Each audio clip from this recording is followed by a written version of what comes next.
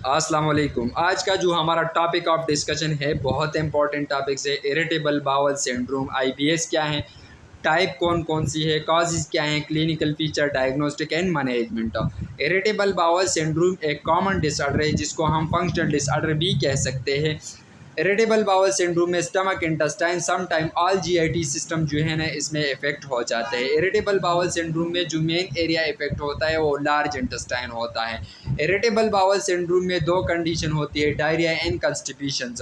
जब large intestine या small intestine की मोटिलिटी ज़्यादा होगी तो डायरिया होगा, मोटिलिटी कम होगी तो कंस्टिपेशन होगा। इरिटेबल बाउल सिंड्रोम की दो टाइप्स है, डायरिया एंड कंस्टिपेशन, जैसे हमने पहले डिस्कस किया।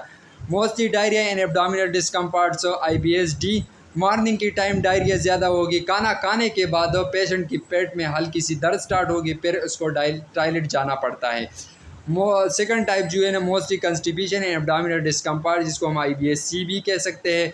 स्टूल जो है ना वो हार्ड फॉर्म में कन्वर्ट हो जाते हैं, और कंस्टिपेशन जो है ना ये वोमेन में ज़्यादा कॉमन है, और डायरिया जो है ना वो मैन में ज़्यादा कॉमन है। इरिटेबल बाउल सिंड्रोम की काजेज़ क्या हैं? Anxiety, depression and tension. Anxiety, depression and tension की वजह से जो मोटिलिटी है कॉलन की वो डिस्टर्ब हो जाती है। इसकी वजह से जो बावल का हैबिट है वो भी डिस्टर्ब होती है, तो डायरिया कंस्टिपेशन काज हो जाते हैं। एबनॉर्मल जीआईटी मोमेंट होती है। Change in the nerve systems, communication GIT and brain.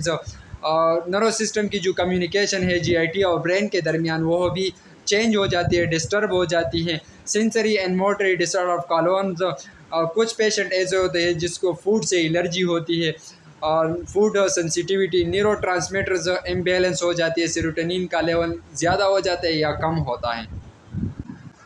अगर हम इरिटेबल बाउल सिंड्रोम के इंसिडेंट की बात करें जो आजकल नौजवानों में ही ज़्यादा हो रहा है, तो इसकी एज अगर मैं बता दूं कि 20 to 40 ईयर लोग इफ़ेक्ट हो रहे हैं। Clinical features, dry mouth, anorexia, Nazia, vomiting, abdominal pain and discomfort, constipation and diarrhoea. और ये पेशेंट जो है ना दिन में 3-4 बार जो इसको टॉयलेट जाना पड़ता है। IBS की डायग्नोसिस क्या होगी? फ्लेक्सिबल सिगमोडोस्कोपी करते हैं हम इस पेशेंट को, इसमें देखते हैं लार्ज इंटेस्टाइन में कोई ट्यूमर वगैरह, इन्फेक्शन वगैरह तो नहीं है।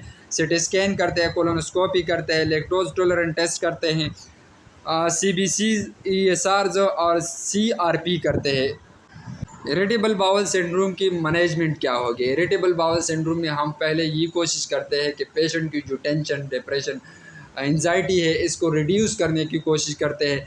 फिर अगर हमारे साथ डायरिया और एब्डोमिनल पेन है तो हम एब्डोमिनल पेन के लिए एंटीस्पाज्मोटिक ड्रग देते हैं, सच एज म्यूबिवरीन, कोलिफिक्स 135 mg TDS। खाने से पहले 20 मिनट पहले देते हैं for 14 days. Proton pump inhibitor देते हैं जो पेंट्स 40 mg, ये भी तकरीबन आधा घंटा पहले हम पेशेंट को देते हैं फॉर 14 डेज़। और एंटी डायरियल देते हैं metronidazole 400 mg for 7 days. Constipation की ट्रीटमेंट हम कैसे करते हैं? हाई फाइबर डाइट देते हैं, इंटेलेक्सेटिव देते हैं, मिथाइल सेलुलोज और लेक्टोज और डोफालक्स और लेक्सोबेरान सिरप वगैरह हम इसको देते हैं, तो इसकी वजह से इसकी कंस्टिपेशन ख़त्म हो जाती है। एंटी डिप्रेशन मोस्ट इम्पॉर्टेंट है। अगर वैसे इसकी ट्रीटमेंट नहीं होती, इसका एंजाइटी, टेंशन, डिप्रेशन कम नहीं हो जाता, तो हम एंटी डिप्रेशन इसको देते हैं। एसिटोलोप्राम 5 mg ODs। Irritable bowel syndrome में जो कॉमनली ड्रग यूज़ होते हैं वो लेब्रेक्स है, जो कम्बिनेशन है बेंजोडाइजिपिन और anticholinergics drugs. Spasmolytics use to treatment of stomach ulcers, irritable bowel syndrome and intestinal infections. Librax is most important and irritable bowel syndrome में ये हम यूज़ करते हैं, और इससे पेशेंट तकरीबन 50% वो ठीक हो जाते हैं। This is all about irritable bowel syndrome. जो अगर किसी का कोई क्वेश्चन हो तो ईमेल कर सकते हैं। यूट्यूब चैनल सब्सक्राइब करें और बेल आइकन पर क्लिक करें। Thank you so much. और फ्रेंड के साथ ये वीडियो लाजमी शेयर